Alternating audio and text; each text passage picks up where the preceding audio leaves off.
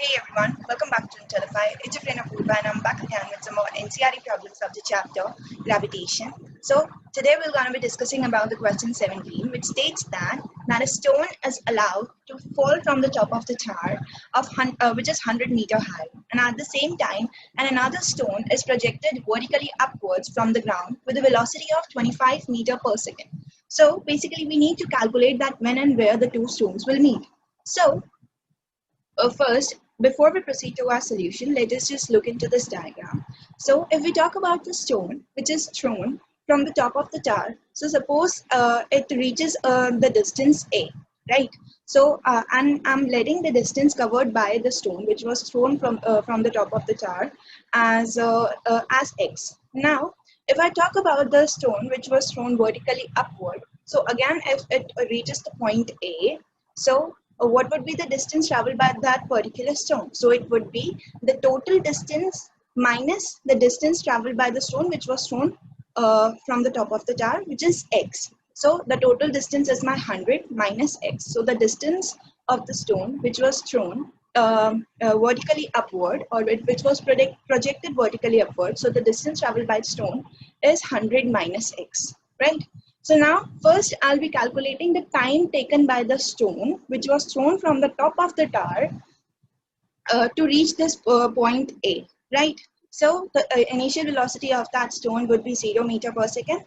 Why? Because when the stone was in the hands of the thrower, so it was at the position of the rest, and whenever an object is at the position of the rest, so its velocity becomes 0.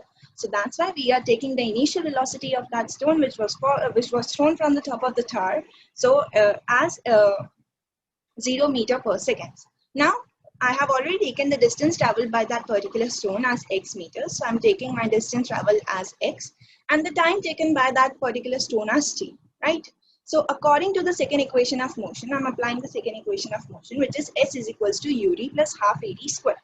Now my equation becomes as s is equals to ut plus half gt square, because here we are talking about the gravitational acceleration.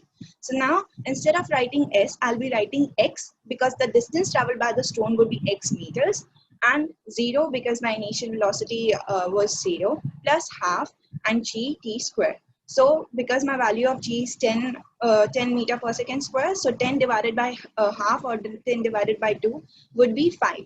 And only we are left behind with t, so therefore x is equals to 5t square, and I'm marking this equation as a, right?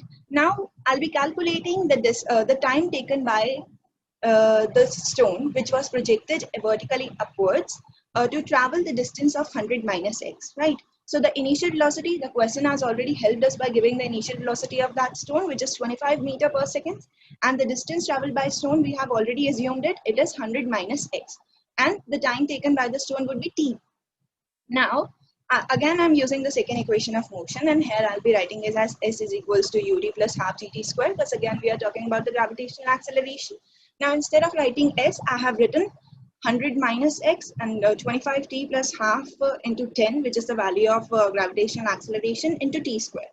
And now my equation becomes x is equals to 100 minus 25t plus 5t square, and I've marked this equation as b.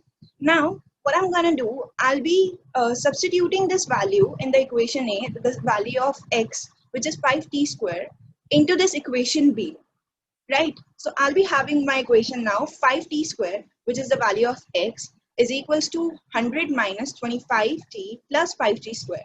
Now this 5t square over here and this 5t square on the right hand side will cancel out each other, and I'll be left only that t is equals to 100 divided by 25, which is equals to 4 seconds. So what does it mean? This means that after 4 seconds, the two stones will meet each other.